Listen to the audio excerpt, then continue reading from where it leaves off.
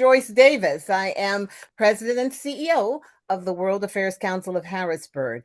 And we are here with another one of our great decisions discussions.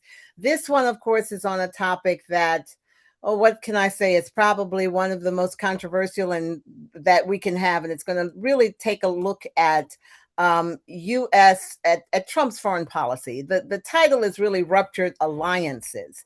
And the ruptured alliances is really going to talk about and the threat of nuclear proliferation. That's what the video is going to be about.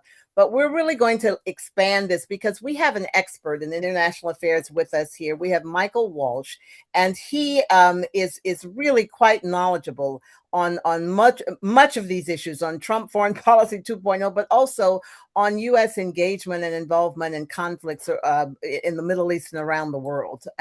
Hello, Michael. I welcome here. I'm going to give you a little bit fuller introduction after we watch the foreign policy video. But I wanted them to know that you are indeed here with us. We'll be watching the video, and then we'll come back and we'll let Michael, who will be expressing his own opinions. They're all his opinions, not representative of the government or anyone else, so that we can engage in a conversation and perhaps bring a little clarity as to what is impacting the world right now and what's making things so unstable. But with that, I will ask Mary, our program manager, to let us see the video now.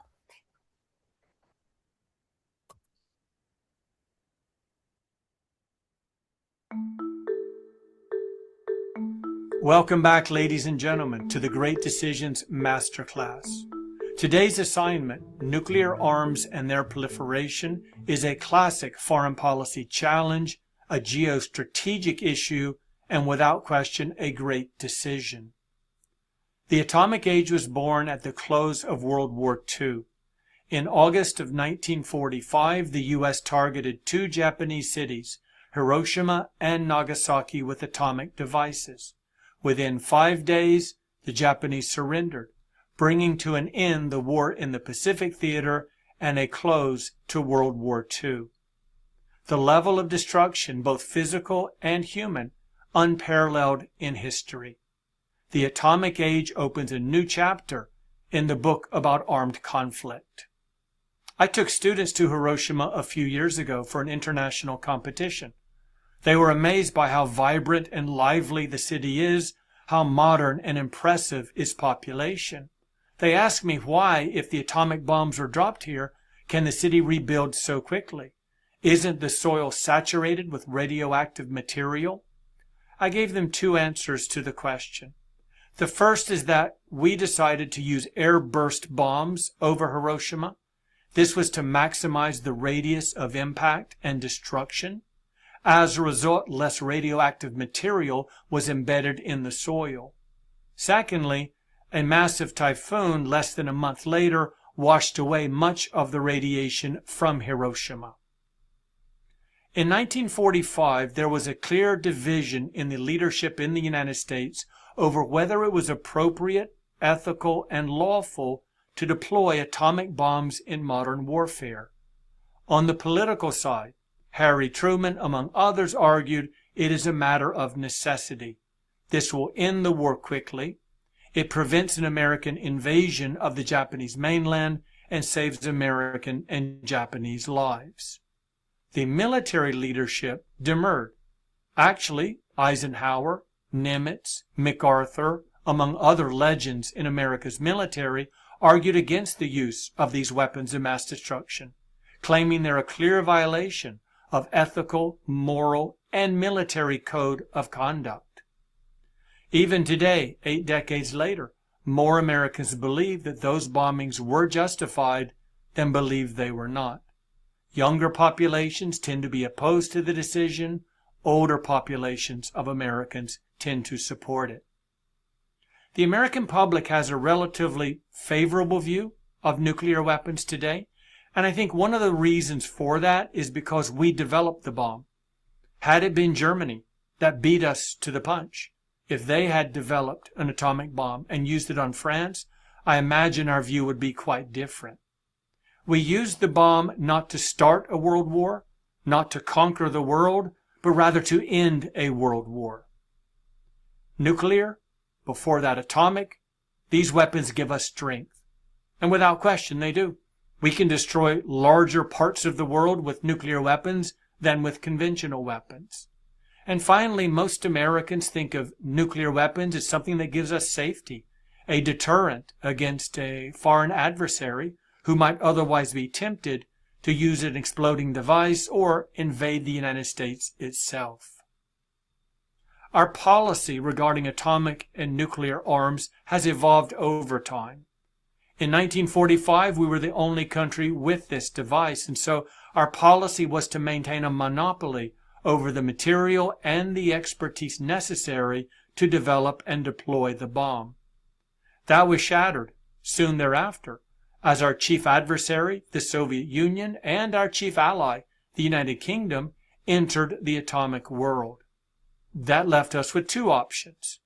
Option one, work quickly with the Brits and the Russians to disarm completely, rid the world of nuclear, back then atomic weapons. The other option is called non-proliferation. We'll just freeze it where it is. The countries that have nuclear weapons, 3 of them, can keep them. No one else is allowed to have them. But over time, more and more countries joined the nuclear world. The French, the Chinese, Israel, India, Pakistan, all of them during the 20th century became nuclear-capable countries. And so we extended nuclear non-proliferation. Let's just keep trying to prevent countries from developing the bomb, and that utterly failed. Over the course of these 80 years since World War II, now 9 countries possess the bomb. We've diverted to some extent by working on arms control agreements among those countries willing to enter into them with us, most notably the Soviet Union, with a series of agreements in the 1970s, 80s, and 90s. The Nuclear Non-Proliferation Treaty, the Anti-Ballistic Missile Treaty, SALT I and SALT II, are exemplary here. And after a very long pause, is it time to reconsider the disarmament policy?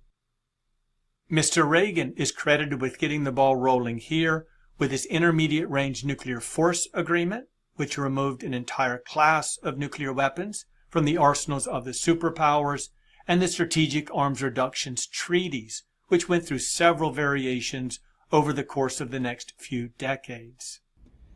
This calls for reductions to an interim global ceiling of 100 warheads on U.S. and Soviet longer-range INF missiles, with none in Europe, along with constraints on shorter-range INF missiles and provisions for effective verification. Nuclear armaments have risen and declined significantly, reaching a peak in the mid to late 1960s, and then you can see the significant decline once the Cold War ended. And what that tells us is that when countries are very concerned about their survival, they'll build up weapons of mass destruction. And as tensions decline, so decline the nuclear arsenals. Therefore, a clear policy of the U.S., if we're not going to engage directly in arms negotiations and reductions, is to reduce tensions as much as humanly possible in world affairs. This is the famous doomsday clock.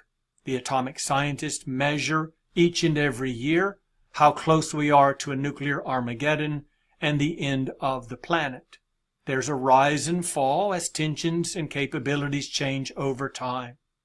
You can see in the 1990 era, when the clock was as far away from midnight as it has ever been, that's the era of arms reductions. So reductions of nuclear forces allows us to live a little more easily in a world that has a greater chance of survival. Here you can see the most powerful bomb in all of history. It is the Tsar Bomba, which was tested by the Soviet Union in 1961. It's the most powerful bomb ever exploded. That doesn't necessarily mean it's the most powerful bomb in existence. It's the most powerful ever tested. It's quite an old bit of technology. If you see this tiny little dot on the left-hand side, that's Hiroshima. So just imagine how much more destructive the more powerful bombs are today than they were in 1945. 3,800 times more powerful than Hiroshima is Russia's most powerful nuclear device.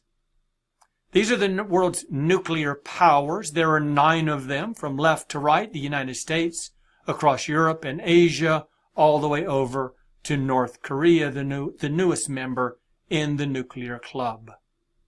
Proliferation timeline. Countries just keep entering the club. One after another joins the United States, friends and foes, in developing nuclear capabilities. 2006 to the present day, there have been no nuclear states.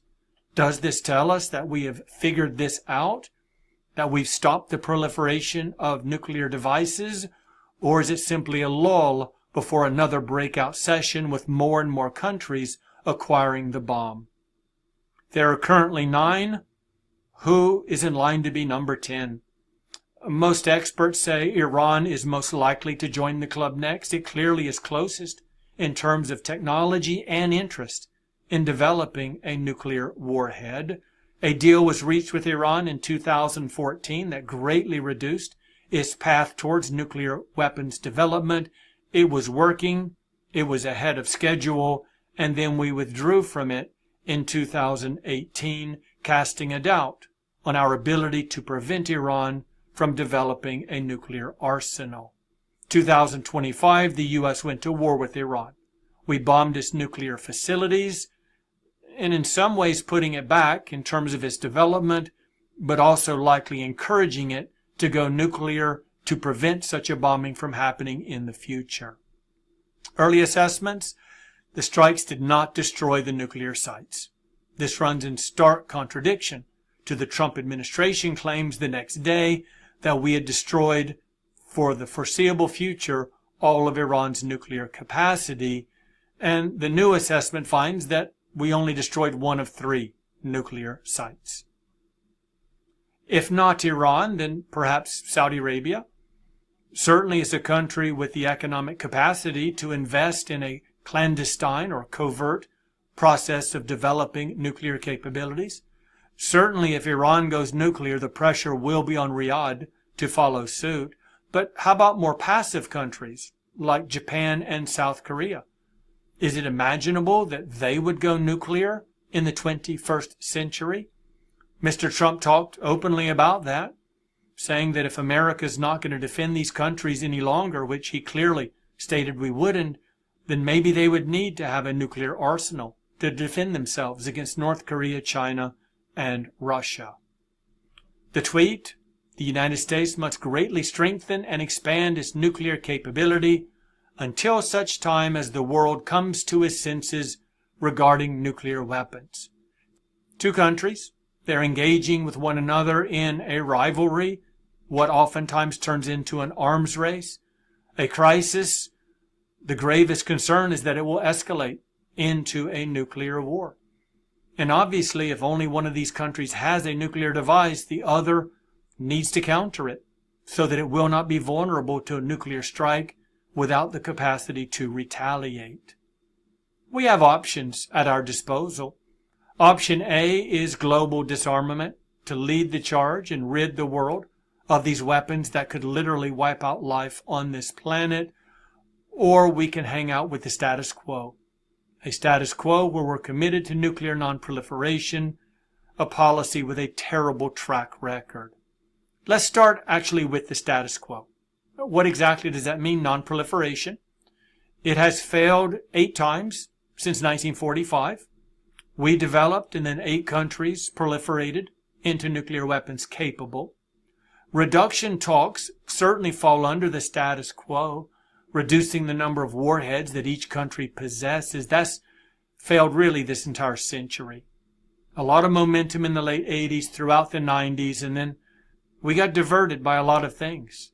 9/11, the global war on terrorism, Afghanistan, Iraq, and the rise of China. Before you knew it, countries were developing larger and larger arsenals.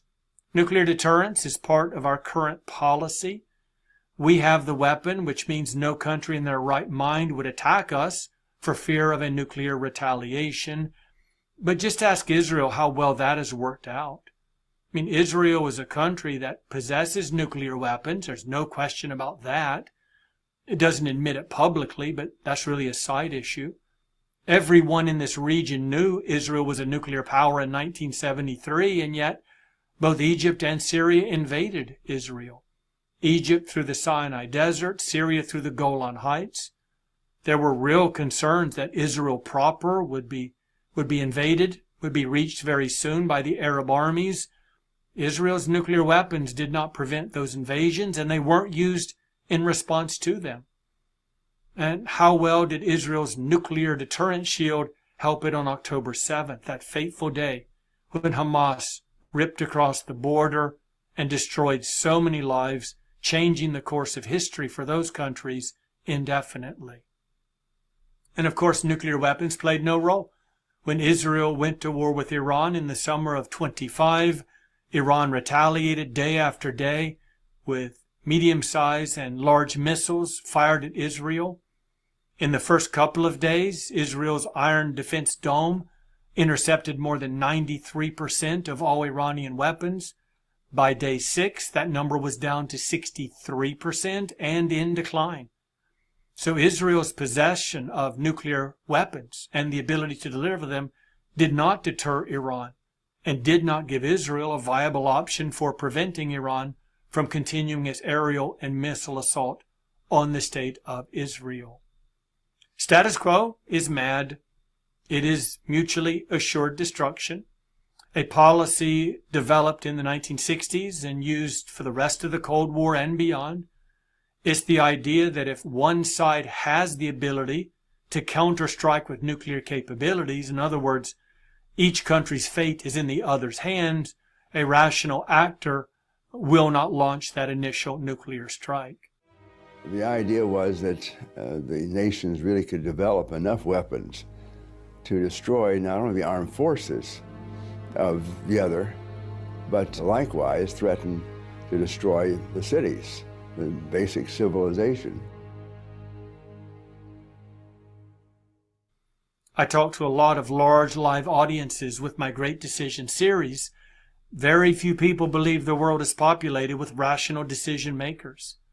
And beyond rationality, there's human error and mechanical failure, computer program failure, all of it raising the prospect that a world proliferated with nuclear weapons will be a world that will be destroyed by them.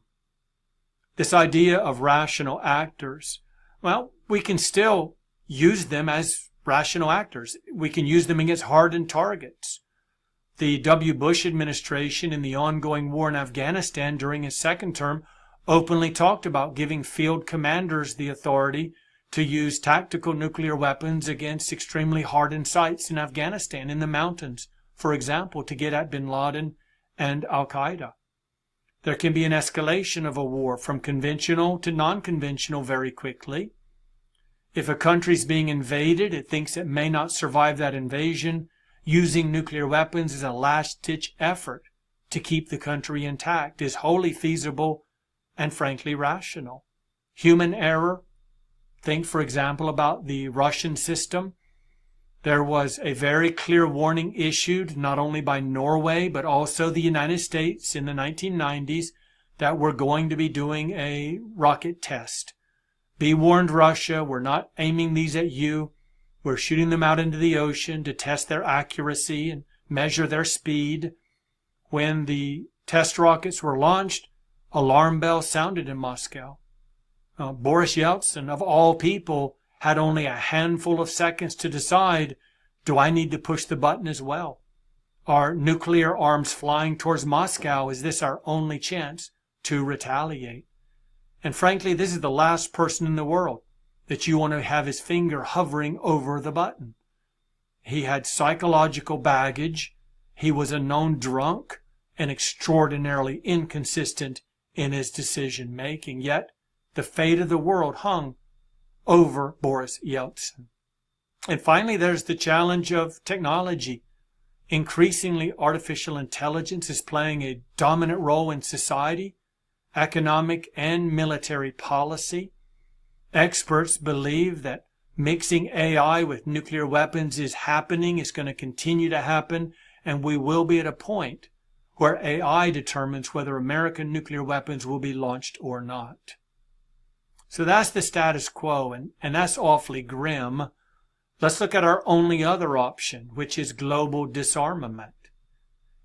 The good news is that there are only 3 steps that need to be taken to disarm the world from nuclear weapons. The bad news is there are 3 very difficult steps. I can say to my students, well, there are also only 3 steps to getting into Harvard Law School or playing center stage at Carnegie Hall, but they're really difficult steps, and the likelihood of getting there is extremely low. But let's review them. Step number 1, the United States, as the most powerful, influential country in the world, the global leader, would need to fully commit to disarmament of our own and other countries' nuclear weapons. This cannot be a presidential policy. It must be fully endorsed in a bipartisan fashion in the houses of Congress and by the American public. We do not want to start down this road and then 4 or 8 years later completely reverse trend. We need to be all in politically on this path. Why would the U.S. do such a thing? You're probably asking. We have nukes. We need nukes. They give us power and they give us defense. Well, the answer is simple. The U.S. is by far the most powerful country in the world with or without nuclear weapons. We have a conventional army that uses non-nuclear instruments to greater effect than any army in the history of humanity. And for that reason, if we take away nuclear weapons from other countries, ourselves included, we will still be number 1. In fact, we'll be the only country at the top of that list. Right now, there are 8 other countries that can do unimaginable levels of human destruction, perhaps even extinguishing the planet. If we go non-nuclear, that number goes to 0, and the U.S. is still the most powerful in the world. Then we need to bring the big 4 on board, the others with large nuclear stockpiles, the other permanent members of the Security Council, Russia, China, France, and the United Kingdom, and then craft an international treaty that mandates the elimination of nuclear weapons. What exactly would that treaty look like? Well, the good news is it's pretty simple. A coordinated build down by all sides. 10% a year for 10 years should probably do it. All relations are tied to compliance to that treaty. Not just military, political, but social and economic as well. We will not talk to, we will not meet in international organizations, we will not trade with any violator of this treaty. We're going to turn them into pariah countries. We're going to isolate them and we're going to starve them if they maintain the need to hold on to their nuclear weapons. The leader of Pakistan very famously said during the Cold War, Pakistan will eat grass, but we will get our own atomic bomb. Well, okay, eat grass. See how that goes politically. We saw what happens in Indonesia in 1996 when an extremely powerful, well-established government, maybe the strongest in the whole world in terms of its relation to its own population, faced an economic meltdown. That government collapsed within weeks. Governments cannot survive if their economies come to a stuttering halt. Violate this treaty, your economy is cooked. You will be eating grass until you come into compliance.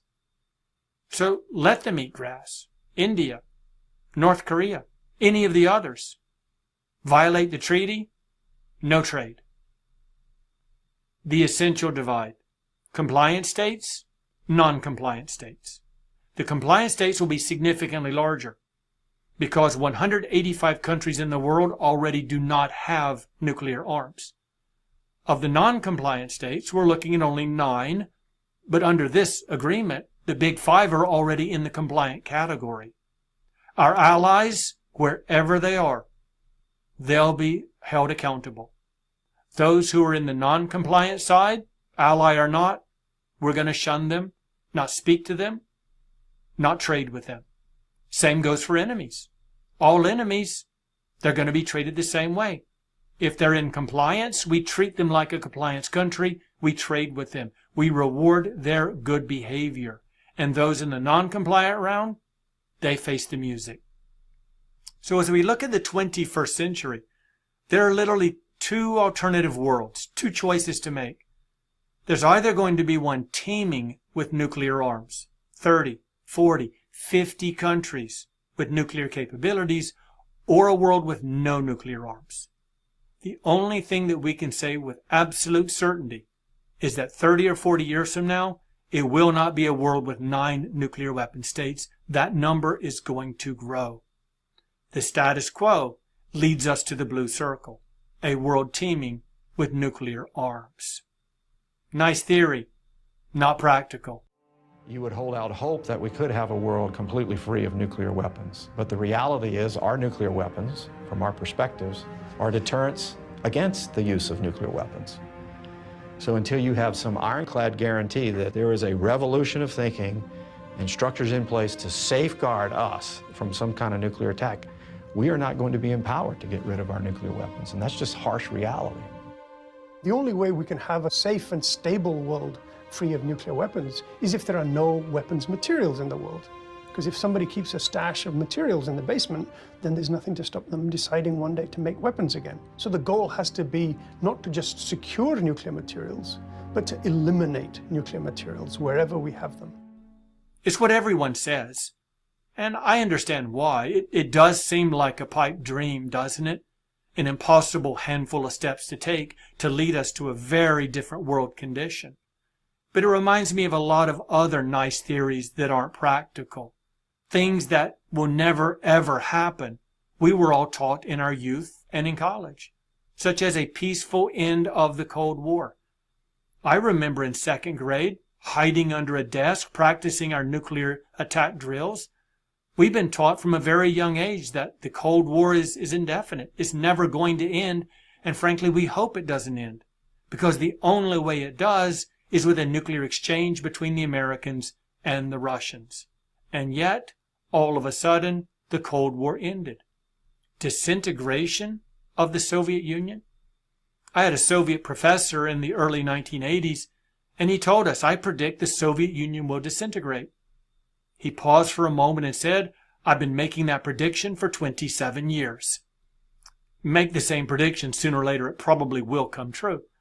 But no one saw this happening before the late 1980s. It wasn't imaginable that a large country, a great power, a nuclear superpower would willingly and intentionally decide to divide itself into 15 independent pieces. This was not a disintegration forced from without. This was a disintegration compelled from within. This is what Boris Yeltsin wanted to happen. And how about the integration of Europe? I mean, we take that as an article of faith today. It was always intended. Think about the history of Europe from 1500 to 1945. It is replete with interstate war, great power wars, and 6 structural or world wars, all of them starting and centering in Europe. The idea that Italy, France, and Germany, 2 or 3 years after World War II, a war where Germany and Italy tried to wipe France from the map, that they would start integrating their economies, is about as far-fetched as anything you'd ever heard in 1947. And yet they did it. They fundamentally changed the course of history, all 3 of these events. Never imagined, certainly not predicted, and yet they came to be. So the last thing we should do with an idea, a policy, an opportunity, is to say, well, the likelihood that we succeed is small, therefore we shouldn't move forward. Imagine if the American revolutionaries, our founding fathers, had that attitude in 1776. Facing a much larger global empire in Great Britain, we would have never launched our revolution. We would have never become the United States of America. Keep in mind the stakes are significant. We're not talking about a toe popper like Hiroshima or Nagasaki. We're talking about weapons that could end everything very quickly. The stakes are high. It's time to think outside of the box and move in a positive direction. I wish I could be in each of your discussion groups today to hear the lively conversation after this lecture. As always, thank you for joining me. Stay engaged and make great decisions. Thank you for your support and for your participation.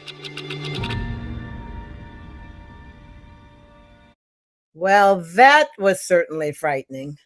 I took the opportunity to check to see the latest registry of the doomsday clock. And on January 27th, 2026, it was the closest it's ever been to midnight. In fact, it was 85 seconds to midnight. That is a little scary. So, but you can see that from this video when it was made, a lot has happened, including the U.S. bombing and Israel's bombing of Iran, which is going on right now. And we are definitely engaged in a war. But I'm going to invite us to listen to the perspectives of Michael Walsh, who is a visiting researcher at the Lasky Center for Transatlantic Studies. And we welcome Mr. Walsh because he was born and raised in Butler, Pennsylvania. Now, again, I want to remind you that all of the views that he expresses are his own, but he conducts research on the strategic, operational, and tactical gaps that exist in American foreign policy. He's best known for his policy relevant contributions on the alignment of governance, foreign aid, and military postures with regional realities, particularly in the Arabian Peninsula, North Africa, Pacific Islands, Southeastern Europe, and Southern Africa. He is working on his PhD project on the quality characteristics of American foreign policy planning, with a particular focus on the implications for public perception and the collective good. Michael, I am going to welcome you. I know the task before you is a hard one because things move rapidly and it's just somehow hard to know where they're going. But I will turn it over to you for your comments on the video and in general, since we are certainly living in perilous times. Well, thank you very much for the introduction. I think we have two different strands of thought here that overlap to some extent, but not completely. Nuclear proliferation is one issue, and the ruptured alliances being another. Right now, as everyone who is watching this is seeing on television, there is a major conflict happening in Iran. What many people are overlooking is there's also a conflict happening between Pakistan and Afghanistan, which is on the borders of Iran. We also have a conflict that's still ongoing between Russia and Ukraine. So we have nuclear US and nuclear Israel going up against a emerging or revisionist power trying to become a nuclear power in Iran. You have nuclear Pakistan going up against Afghanistan, which is not a nuclear state, in a sort of asymmetric warfare capability. And then you have obviously a nuclear state in Russia going up against Ukraine, which is not a nuclear state. It's actually a state that gave up its nuclear weapons at the end of the Cold War. And so there are some interesting sort of real world case studies we have before us to point to and talk about today. I thought it was interesting in the video. The video was obviously produced well before the attack that happened on Iran, saying that this might motivate Iran to try to move forward with its nuclear weapon development to try to prevent such an attack. If they did, they didn't move quick enough because clearly the U.S. was not deterred. So I want us to take a step back and talk about deterrence and where deterrence lies. And I think Iran provides a good example of this. For the Iranians, they had two sort of deterrent attempts. One deterrent attempt they had was their proxy network. These are the groups who have been killing Americans and killing others across the Middle East for the better part of 2 decades. Hamas is famous for the October 7th attacks, which everyone in the video will be familiar with. That's an Iranian proxy. Hezbollah is another Iranian proxy. We have a number of proxies in Iraq. The Houthis in Yemen, another proxy group. So there's proxy groups spread all across the greater Middle East that the Iranians have been supporting. And these are not just Shia groups. I mean, they're revisionist powers who are aligned, whether ideologically or at least in their attempt at revisionist status with the Iranians. And the Iranians have been supporting them. And those groups have killed American soldiers in multiple countries. They've also obviously killed civilians and killed Israelis on October 7th. And so I think October 7th attacks were a huge moment for that proxy network. It was a big miscalculation by Hamas, obviously, but I think for the entire network. Because from that point on, we've seen a deterioration of that network, and especially the deterrent effect of that network. That network has been degraded, and that network has become less and less deterrent. And it was shown by the attacks on Iran. I mean, the U.S. and Israel did not uh, make a decision not to proceed with the prosecution of those attacks because of that militia network. It was not effective as a deterrent against the United States, nor should it have been. Another thing that the Iranians try to do is to build alliances and with nuclear powers. And so they've been strengthening their relationships with North Korea, with China, with Russia. They had a famous agreement that came into place with the Russians.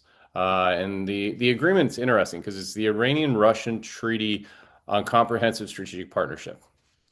So when we talk about, trying to build alliances, it's not just U.S. alliances. Other countries are trying to build alliances as well. And the Russians and the Iranians went into a partnership agreement. In the end, I think looking back on it, where we sit today, the Russians got the better end of that deal. The Russians got material and non-material support in the middle of the war with Ukraine. The drones are a huge, huge advantage for the Russians that they were given by the Iranians, so through this technological and industrial partnership that they had in place. But the Russians didn't have to commit to defend Iran if it was attacked. And so when Iran was attacked, they didn't have a mutual defense agreement in place. And so the Russians didn't come to their military assistance. China didn't come to their military assistance. And so whether that's a ruptured alliance or just a architecturally flawed alliance in the first place, really doesn't matter. What matters is that it had very little deterrent effect. The U.S. did not stop the prosecution of this conflict out of fear that Russia and China would intervene on behalf of Iran militarily. You have the same thing happening, obviously, in Ukraine. The Russians, when they invaded, it was a massive military buildup. We all watched on television. If the U.S. government wanted to get involved and wanted to play an active role from day one, all the signs were pointing towards an invasion. We all knew the invasion was coming, and it didn't deter Russia in the end. I mean, we've seen it. We saw the tanks roll across the border. We saw the attempt to seize Kiev. We saw this massive push up the coast. I mean, this is after Crimea had already happened. This is after Georgia had already happened. It's after cyber attacks on Estonia. I mean, none of this is surprising. There was no sort of expectation that Russia wasn't interested in doing it or willing to take the risk to do it. And there were tons of indications it was about to happen. And the Russians did it. And, yes, you can say that Ukraine wasn't a NATO member state, and that may have played a role in all of this. I'm sure it did. However, it did have strong backing from Europeans and the United States. And that could have had some deterrent effect on the Russians, but in the end, it didn't. And so you have that example. When you look at Venezuela, you look at Cuba, you look at all these other things that are happening around the world today, there's lots of partnerships that exist. The partnerships don't seem to prevent the prosecution of violence by one state against others. So I think we're in this interesting period in history right now to talk about alliances and to talk about nuclear proliferation, because they're two separate issues. But in the case of Iran, they're deeply intertwined. The big question is, do you want a world in which a country which has death to America and death to Israel on all of its marketing propaganda possessing a nuclear weapon? And do you want to have a country that's been responsible for killing hundreds of American soldiers across the Middle East to have a nuclear weapon? I mean, this is a big question. I mean, this is a question that multiple presidents have had to ask themselves. And so this was a question that President Trump apparently asked himself, and he came to a conclusion of no. And, I think that, there is a question about whether the nuclear program was the motivation for all of this. Was it really the driving force behind it? But I think you have to look at the history. I mean, the Iranians have violated the agreements on multiple occasions. And, eventually I think there's a pretty good logic behind the notion that Iran was eventually going to get a nuclear weapon if if they weren't prevented from doing it. And we saw this with North Korea. I mean, we saw all of the communications for years and years and years about, trying to stop North Korea from gaining a nuclear weapon. Didn't work. Once somebody has the material capability of a nation state behind it and they want to go and get a nuclear weapon, eventually with enough work, they're going to get it. And Iran came pretty close. And so we are where we're at right now on the Iran issue. I will You know, say, and I'll conclude with this on ruptured alliances. I've talked a lot about, the alliances of the Russians and the Chinese across the world, but the United States alliances matter as well. And we also see this happening right now with Iran.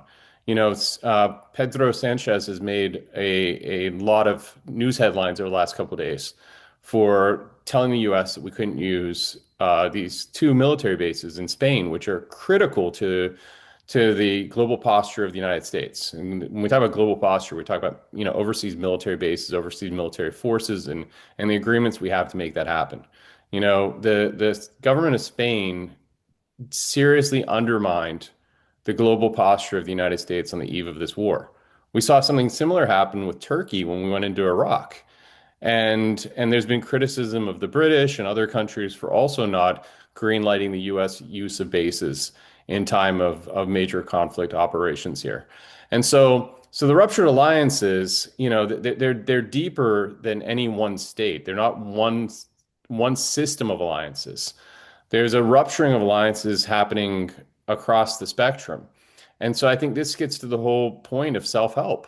This is what's driving states to want to have self-help. But if you're going up against the United States of America, which is the most powerful military in the world, self-help is not going to get you very far. And the Iranians are showing this. From a purely military standpoint, Iran has no hope, absent doing something extreme, to be able to stand up to the U.S. militarily.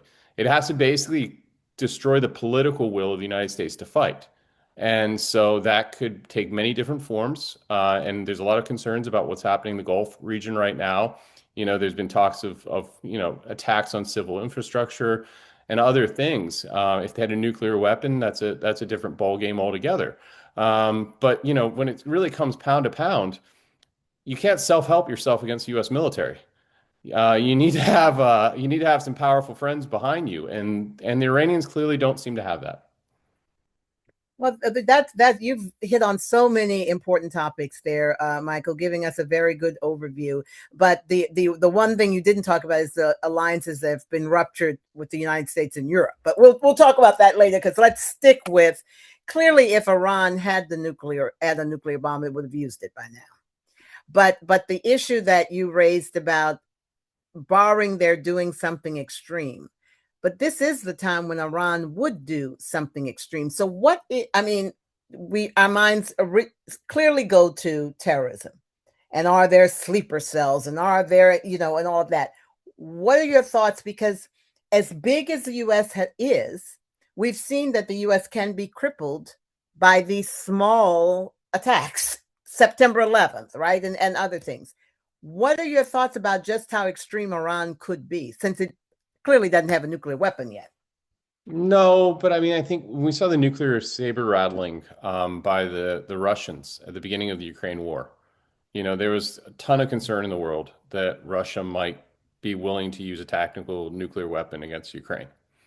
In the next couple of weeks, and I said this earlier today in an event, I think this is the riskiest period we have is the next 2 weeks.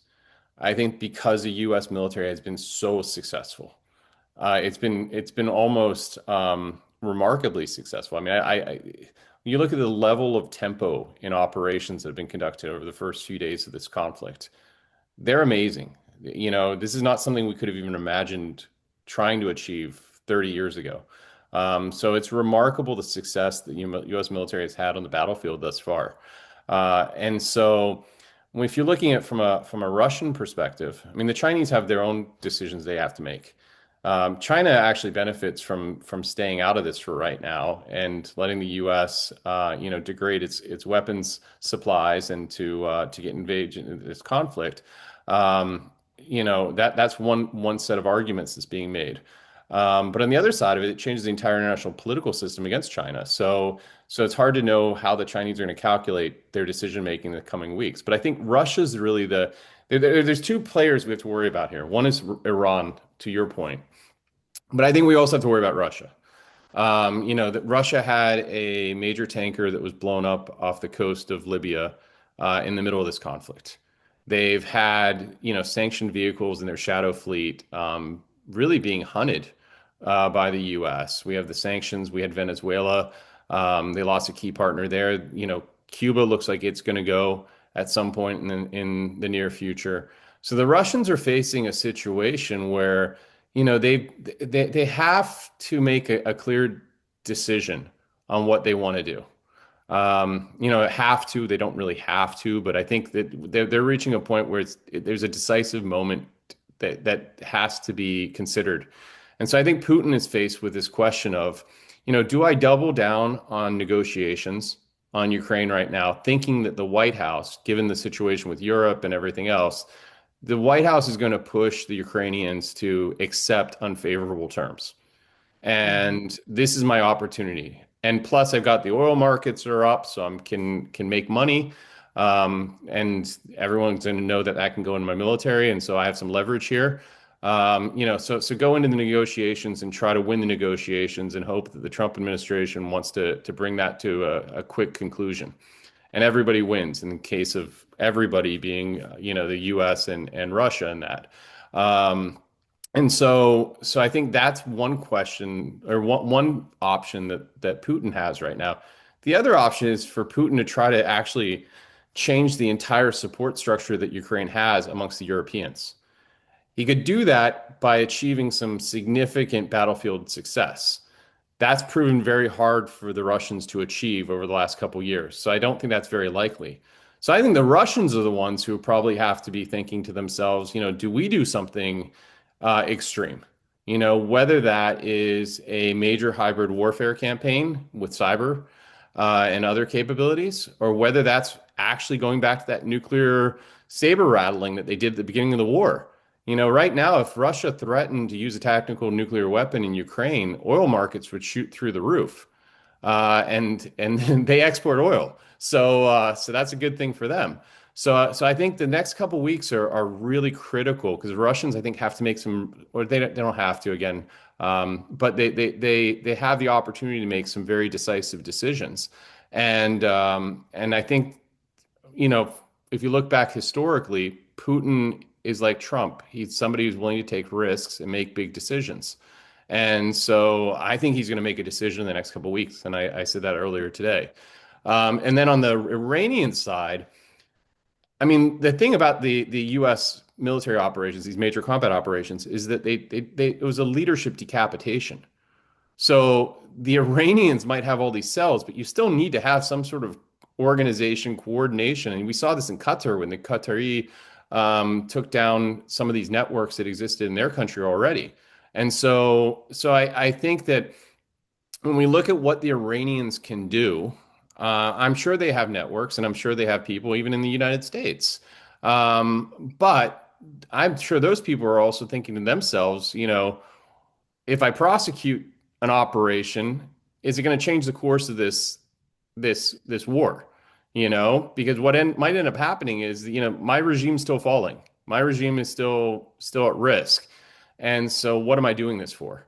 And so they need to have, all of these people need to have some sort of belief that they're achieving something. And so I think that reduces the risk, but doesn't eliminate it because some people are still driven purely by ideology. I think my knowing what I know of Iran right now, frankly, is that's not how they think. That's not the thought process right now. I would say is one of absolute desperation. The end is here. And when you face the end, you want to take down as many people with you as you can. That's my concern, that Iran is looking at this. And it's, I remember during the days of Osama bin Laden, when he issued the edict that don't wait for orders from the base any longer. Every person acts on their own. Those kind of orders can wreak havoc all over the globe. But I want to get back to one thing you said, because this is super important.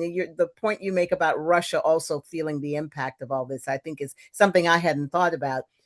But what did Russia get from the Iranian relationship, and what will it be missing now that Iran is fighting this existential threat here?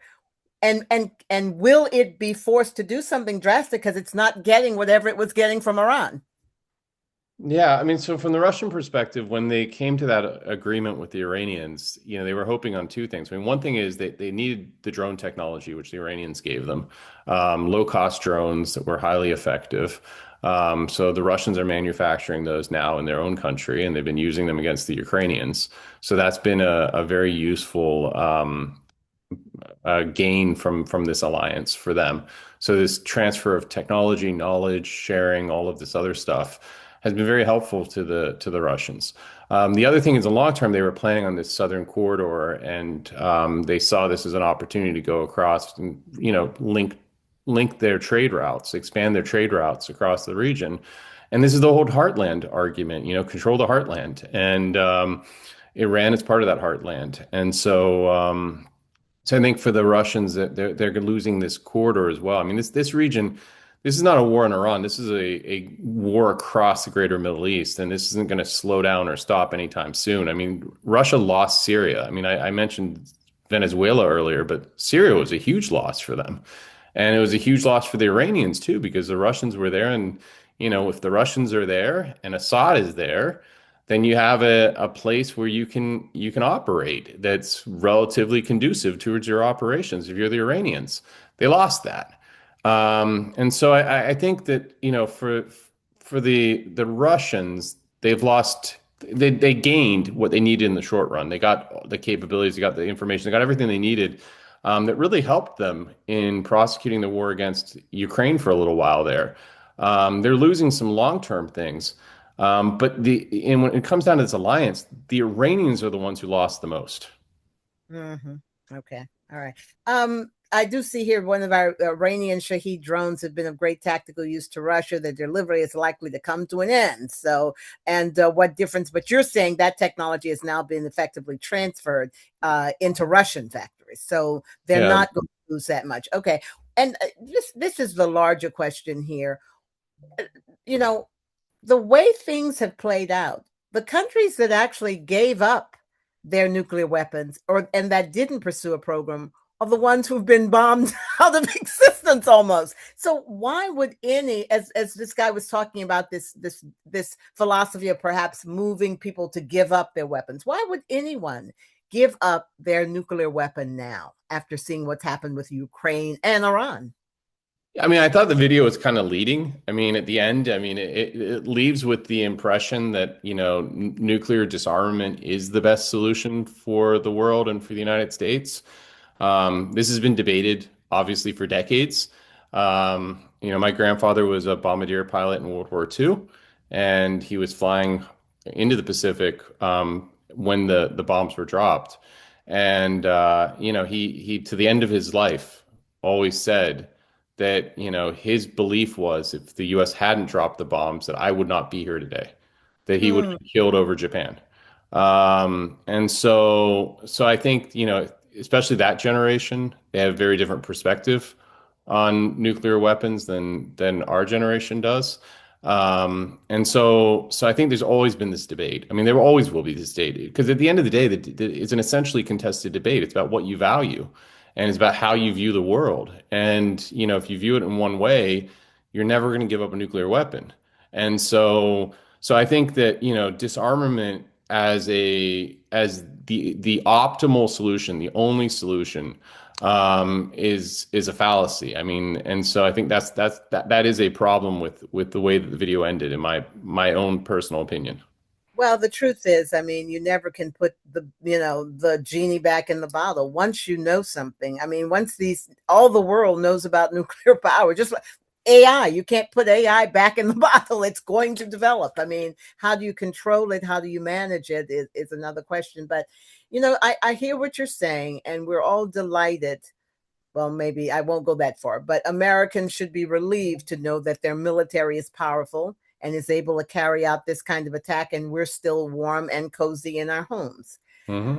But there is a moral price to pay as well. And I'm just wondering, as we think, I mean, the idea that there is no check on American power, that there's no another nation that suddenly, for whatever discovery it has, finds itself now even more powerful than the US, suddenly will dominate us. I mean, the issue that I think many of us have is the lack of any kind of international code or law governing how nations behave these days. It really does seem to be the wild, wild west all over the world again. Whoever is the strongest with the biggest gun is going to use it.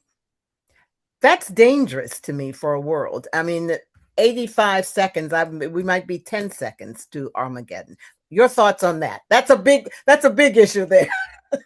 No, I mean international humanitarian law. I mean, I taught the humanitarian security risk course for one of the UN agencies, and I've been involved with international humanitarian law for a long time. I did my master's in international humanitarian law, and for me personally, I think the international humanitarian legal system, the legal order, has been collapsing or decaying for a long time. I think if you go back to the killing of the Red Cross workers in Chechnya, this didn't start with September 11th. This did not start with, the current conflict. I mean, this has been a long time coming. And, for me personally, I was the chair of the Humanitarian Security Working Group for the Summit for Democracy under the Biden administration. There was an event that they had. It was supposed to be a keystone deliverable of the Biden administration, as you recall.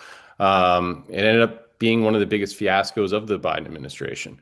It started with which democracies should you invite, and they invited some non-democracies to the Democracy Summit, which was a big problem.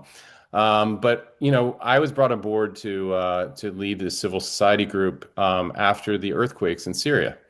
And it was an opportunity I mean, I think not for us personally, but I think from a political standpoint, people viewed it as an opportunity to shame Assad and shame the Syrians for not allowing American medical workers to come in to northwest Syria to help the civilian population.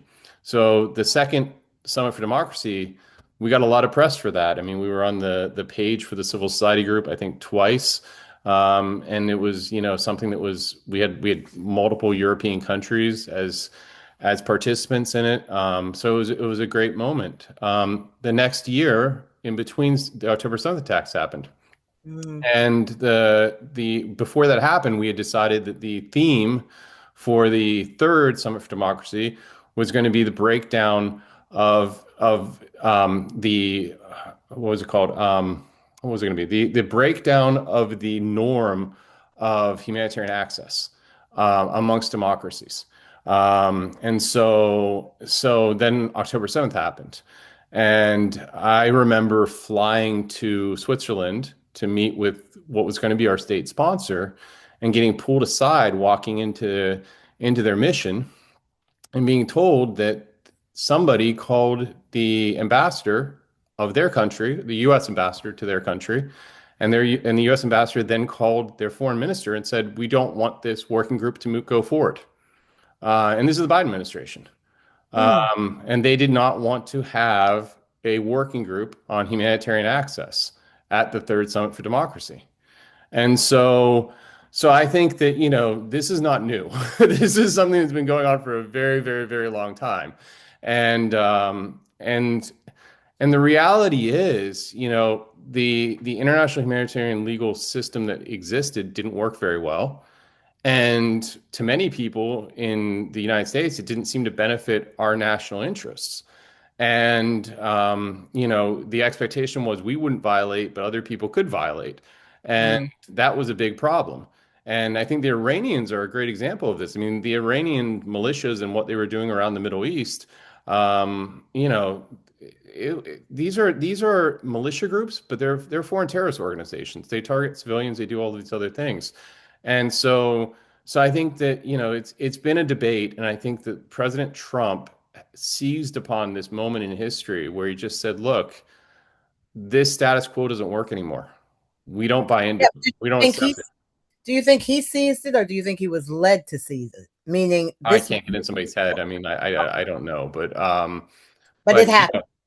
no, but I think he and many other people in the leadership team for this administration believe that this system wasn't in the best interest of the United States. It didn't work. It was corrupt. I remember standing on a dock for the World Food Program, and a ship was being unloaded, and I was talking to one of the UN agency people who was there, and I said, when is this? Where's the food going? So he said, well, this food's all being destroyed. And I said, well, why is the food being destroyed? He said, because there's metal shards in the food. And I said, well, then why are you taking possession of it? And he said, that's just how it works. Somebody brought the ship here, we take delivery of it, and then we have to dispose of it. I said, well, who pays for the disposal? They said, we do. So, I mean, this sort of system, when you're around it and you participate in it, whether it's the peacekeeping operations, all of this, there's a lot of positive. It's not all negative by any stretch of the imagination, but there is enough that's problematic with development aid. There's enough that's problematic with the UN system that people can latch onto and point to, and it's led many people to the conclusion that this system that we have doesn't work. So you just let millions of people starve rather No, I'm than. not saying that. I'm So I saying know yeah. I mean, that's the result. People have died because a solution didn't come. So anyway, but the final thing. I mean, we haven't talked about China and North Korea and all of that, but I guess where we are now is we've got this situation. We've got these nuclear weapons. We've got, as you well pointed out, Afghanistan and Pakistan with a bomb that might decide to use it. Where do you think we are now with regard to what may come next? You warned about Russia, right? Basically May feeling that it's the time for it to act, just as Trump thought it was the time for the US to act and Netanyahu thought it was the time for Israel to act. Who else? What other actions should we be prepared for as you look at this? You're the expert. I mean, so a lot of people are concerned about China with Taiwan right now.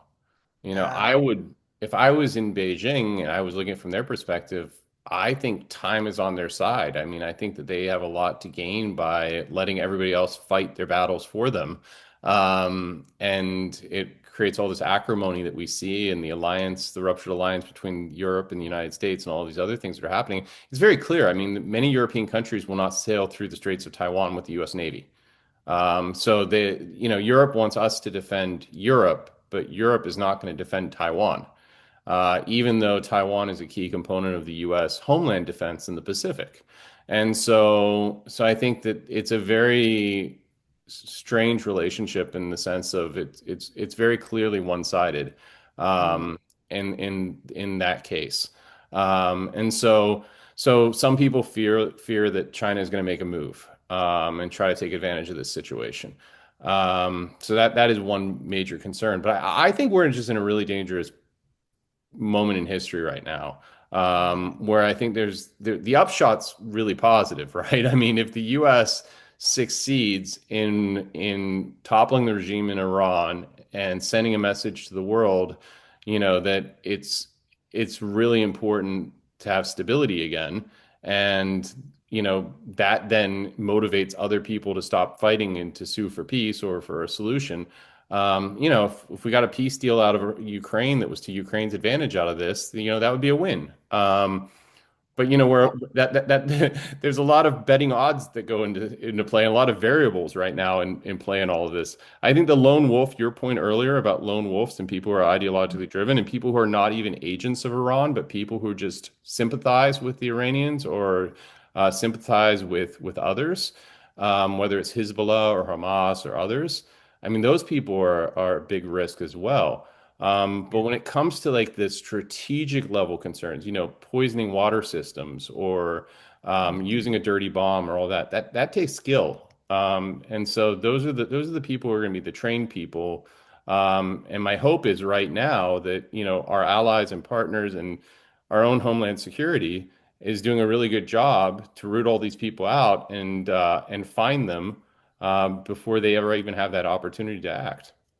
Wow. Well, that causes some concern because a lot of people don't have a lot of confidence in look what's happened. The federal government has been basically depleted, and a lot of quality people have left, and so that does raise some concerns for people. But overall, the other issue that I just think we have to touch on is that yes, a lot depends. If Iran were to be successful, if we were to change that government and it becomes wonderfully democratic, peaceful, and a lovely place to go for a vacation on a resort.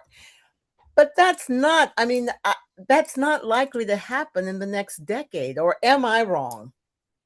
I think it's unlikely that Iran looks like Iran, like has the same borders that you see on a map today moving forward. You know, Iran is a diverse country. You have Azerbaijanis, you have Arabs, you have Balochi, you have Persians. You have, it's a multi-ethnic country.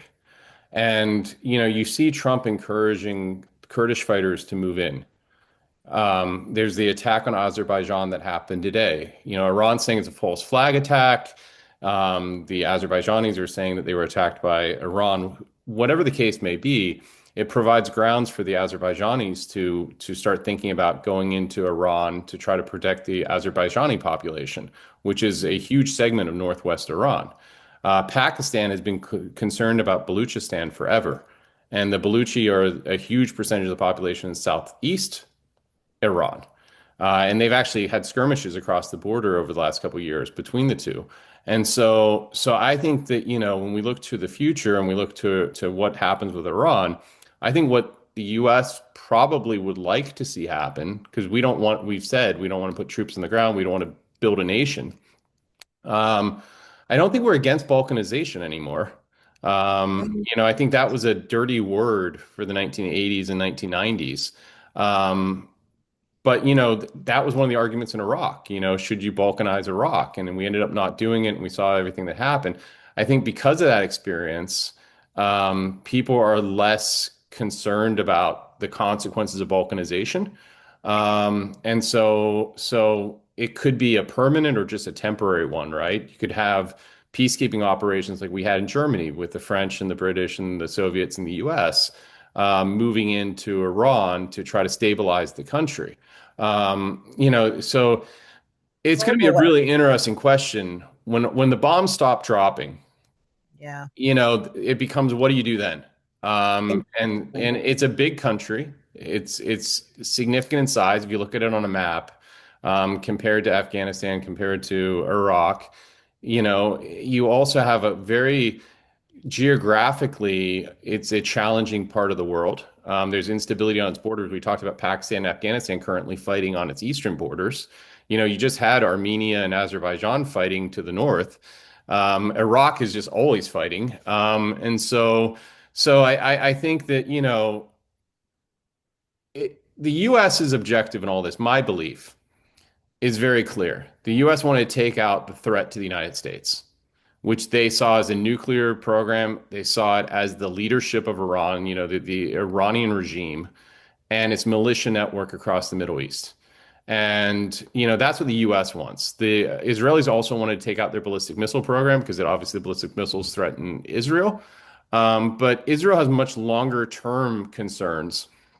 And they wanted to send a message, I think, to people, and they had to do this multiple times in their history. They face existential threats. They've had multiple leaders. I mean, Saddam Hussein threatened to wipe them off the face of the earth as well.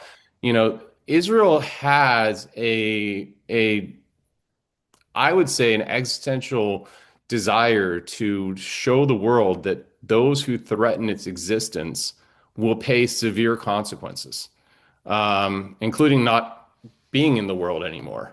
And that's what Israel has done in the past, and that's what Israel, I think, will continue to do until it's in a part of the world, until the region around Israel is safe for Israel to feel like it doesn't have to do that to exist. It's not faced with such existential threats. And Iran is an existential threat to Israel. And I think that's what's motivating this on the Israelis' part. I mean, you look at the polling in Israel right now. Look, Israelis don't agree on a lot of things. There's a lot of domestic debate in Israel, just like in the United States. There's agreement on this. You know, Israelis are behind a military operation against Iran, and so I think that that's just the reality of the political context we're enmeshed in. What you're saying, the whole thing was to take out the threat. And one thing is clear, they've clearly taken out a level of threat, perhaps the nuclear threat. But whether they really have eliminated a threat from that region of the world toward Americans is a whole different ballgame. In fact, many would argue that the threat may only increase for Americans around the globe. As you pointed out, it's certainly in the short term, but maybe even in the long term. But that, who knows? But Michael, you have been fabulous to take your time and to share your expertise on this, and you've certainly, I think, shed some interesting perspectives with regard to just where all of this might lead, and just these other parameters here that we're dealing with China and with Russia, and oh my goodness. So but the globe is on fire now. I think we're agreeing, and as you point out, we're probably at the most dangerous point that many people can remember for our world. So with that, I'm going to thank you. If you want to have a final remark, and then we will thank our guests for joining us. No, so I'm mindful of what happened in Texas, and people lost their lives. And I think that one of the things moving forward is, I think we as Americans have to hope that this results in a success for the United States, not just militarily, but geopolitically, and that it doesn't result in more terrorist attacks in the United States. And so I think one of the things that I've observed in the last couple of days is when I hear people talk and the rhetoric that people use, as an Americans, you want your government to succeed, especially when you have stakes like this one, right? Like these are high stakes we're playing right now, right? And so I always try to end with just saying, I really do hope that this is successful for our country, and that it turns out the best possible outcome for the United States. I hear you. Well, thank you, Michael. I really appreciate your being here with us. And our visitors and guests, please, we will do this again next week. And so stay tuned. Check our website or Facebook page for our next great decisions. And with that, thank you, Michael. And we'll be calling you back soon. Bye-bye, everyone. Bye-bye.